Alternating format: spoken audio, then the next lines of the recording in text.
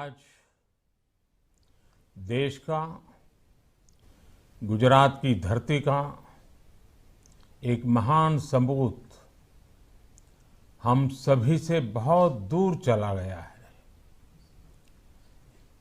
हम सभी के प्रिय श्रद्धेय केशुभाई पटेल जी, उनके निधन के समाचार मैं कल्पना ही नहीं कर सकता हूं। मैं बहुत दुखी हूं, बहुत स्तब्ध हूं। केशुभाई का जाना मेरे लिए किसी पिता तुल्य के जाने की तरह है।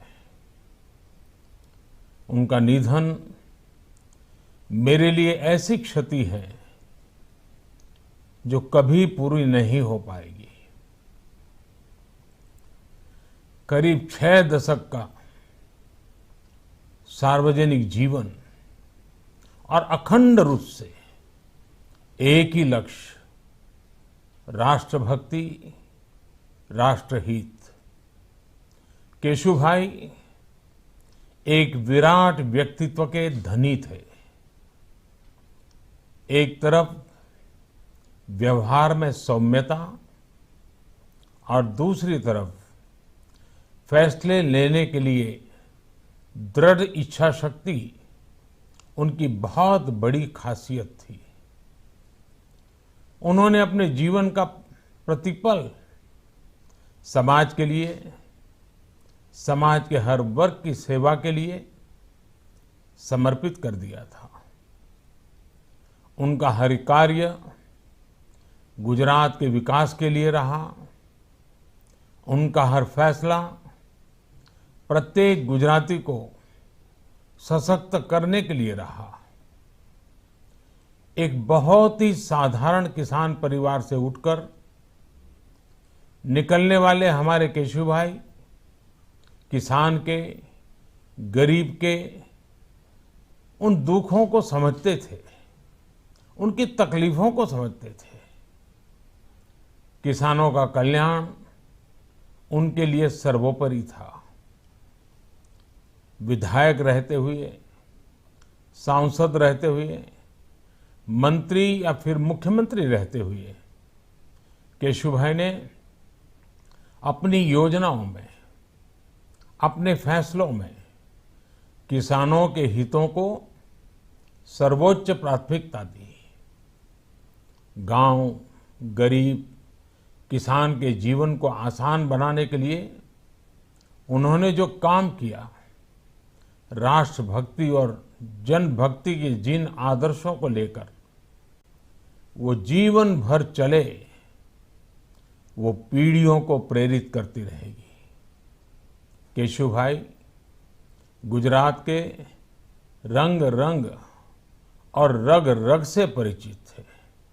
उन्होंने जनसंघ और भाजपा को गुजरात के हर क्षेत्र में पहुंचाया, हर क्षेत्र में मजबूत किया।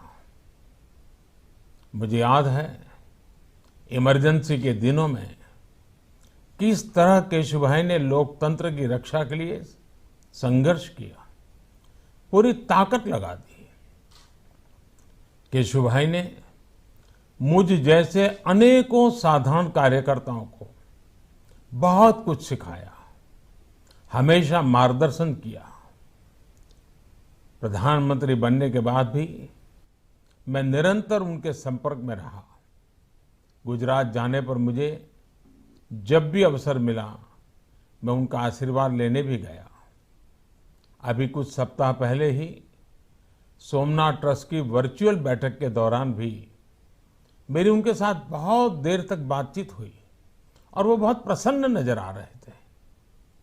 कोरोना के इस काल में मेरी फोन पर भी उनसे कई बार बातचीत हुई।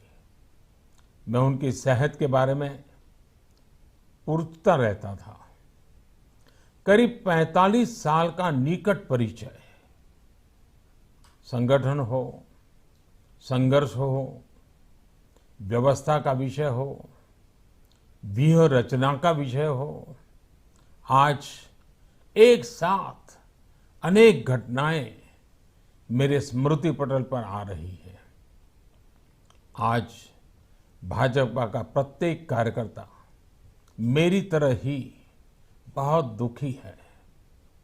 मेरी संवेदनाएं केशुभाई के परिवार के साथ है, संपूर्ण भाजपा परिवार के साथ है, उनके शुभचिंतकों के साथ है। दुख की इस घड़ी में मैं उनके परिवार के साथ निरंतर संपर्क में हूं। मैं ईश्वर से प्रार्थना करता हूं कि केशुभाई को अपने चरणों में स्थान दे, उनकी आत्मा को शांति प्रदान करे। ओम शांति शांति शांति।